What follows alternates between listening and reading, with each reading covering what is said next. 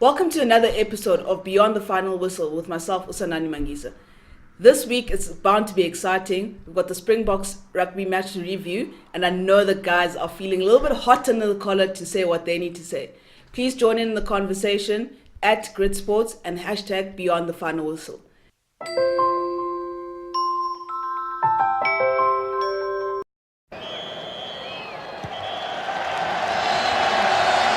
Gents, let's get straight into it. I'm gonna ask something. I'm gonna throw it out there. You're not getting your line out straight. I'm gonna just dive into it. You're not getting your line out straight. At what point do you change it? Do you either say let's go for the 3 points at hand, or Look, I mean, in this particular situation, it's not something unique to what happened at Twickenham this past weekend. Yeah. We've all known that our line out is not as strong as it should be when it comes to the throw. Hence, since I mentioned a few weeks back that we're actually playing the 2-ball and not using 4 and 6 as much. For sure. So yes, Keeping cool. it I short. back the guys. It's a first penalty. Go for the corner. Fine. I try to put scoreboard pressure, but it's not working then. My call is next one, guys. Let's just go for pulse.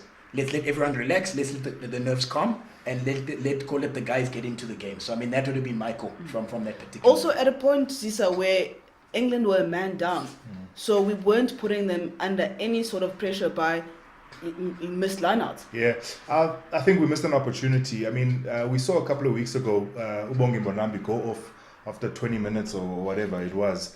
I don't see a reason why the same thing couldn't be repeated on Saturday, because we were dominating the first about 20-25 minutes, and we were in England's half. We had four winnable lineouts that we could have used, to get on the front foot, and Malcolm just floored it. Really, on the back of that, because Ubongi, he got subbed, and the banter and the conversation went around he's unfit to play a full game, and we all know he missed a line out and a crucial line out of that. I think Malcolm was the same. Yes, we're not. He's a great rugby player. It's just he was off colour on Saturday. No, he was definitely off colour, and yeah, I mean, I would have pulled him probably just after half time. Probably give him another 10 minutes, but I would have pulled him and said, okay, that's enough. I mean, even if I was the coach now, from my personal view, I'd probably actually bench him this week, just so that he understands like the call it the consequence of this thing. Lineout is crucial. It's not missing a pass here. It's missing a set piece. Yeah, as you say, he is a great player. I mean, to me, if he's only losing on average 2 lineouts per game and call those lineouts not in the strike zone, I'll put him on any day. Yeah. But in a time where he's missing 4 lineouts in the strike zone with no contested jumpers, it's a different story. As what Nick Mallet was saying is right. It's like missing a kick in front of the post. Yeah, you know what I mean? It's your primary reason why you're on the field. So it's as simple as saying it's a scrum off who can't pass the ball to his fly. It's that simple. She said, on a layman's term, let's tackle the game as a whole. With that amount of possession, and how come we didn't get across the line? I mean, Springboks to me are a set piece a team. So they base their whole game off set piece. They base it off the scrum. They base it off a strong line out. So if one of those things are not working, it's very difficult for them. Especially since Ufaf wasn't there. So their general basically on attack wasn't there. Their loose play is not the best, out there. Yeah. Especially now with a new scrum off at the base of the scrum or making all the decisions for them. So for me, it reared its head that Ufaf is a very important cog in that team, right? And set pieces just didn't come off for the Bulls.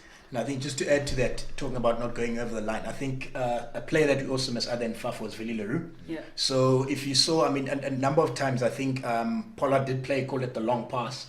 And that's usually the pass he would give to Willie, and Willie would hit that at pace. Yeah. Now Willie has the ability to suck in defenders and create space for Apiwe and the other wing, which he's done consistently well throughout the rugby champ. So I think we really missed him. And as I've always said, that if Willie's playing well in that backline will play well. So now this was a case of Willie's not in that backline, and I mean that backline was in 6 and 7s.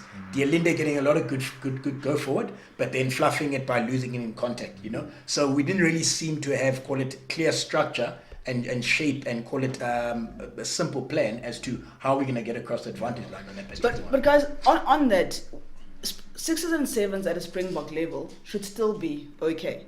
And Franco Mostert, really, these guys can get injured. How are we playing without them?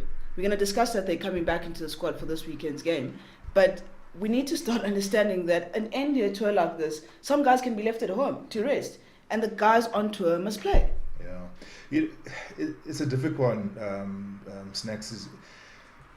We had a conversation a couple of weeks ago where we said a few players might be undercooked because they haven't been playing, right? Some of those players, I mean, Ivan Fonseca has been playing Currie Cup, but he only has 3 tests. Ambrose Papier, he hasn't been playing. He's been sitting on the bench for the better part of the international season. Lood de Jager just come back from a long layoff. He loses a crucial ball in front of the try line at the death. Yeah. So a few of our guys are undercooked at the moment. We did have a chat about it. Whether it's by design that Rassie wants a particular team, a particular core, and he wants that core prepared for next year. But at the moment, Saturday's game really showed that our players need to be playing on a regular basis so that they are ready at any given time. Cool. I tend to agree with Cisa. These guys, the mixture of players is probably, we had too many players that hadn't played together. The mixture of players and the balance was probably not there. But now we're going to see the guys come back to the squad for this weekend game. A lot of the European-based players that are being allowed to play. These guys will add a different flavor to the team. But then you didn't get across the line as the squad that played this weekend, and then you're going to be in a suit on Saturday. Talking about the guys who are going to go back. Yeah, and I think just going back, I know we touched on it, but I think credit must also go to John Mitchell and the work he did with Eddie Jones on defense. I thought they were able to defend well. I mean, he has come in as a defensive coach. We had all the possession, we didn't score tries, so credit to John there. But looking at the guys and the changes with the European-based players, I think we find ourselves now in World Rugby where we are actually in that situation where your overseas best players are going to be in this week and out the next. Yeah. And it's just basically a rhythm that the guys are going to need to find and be able to play with it. Yeah. But I think for me, it's just a sense of, when it comes to a sense of, call it game management, it's the decisions of the captain, but also the halfbacks to kind of make the decision that actually, guys, certain things aren't working, so we're going to close up and start playing like this, And once, the team has got, call it, a clear game plan and how we play. It's, as you say, I'm in the suit this week, but I'm on the field next week. And we expect you to be playing at that level, and we expect you to know exactly what's going on. Join in the conversations, ladies and gentlemen, at Grit Sports, #Beyond the Final Whistle.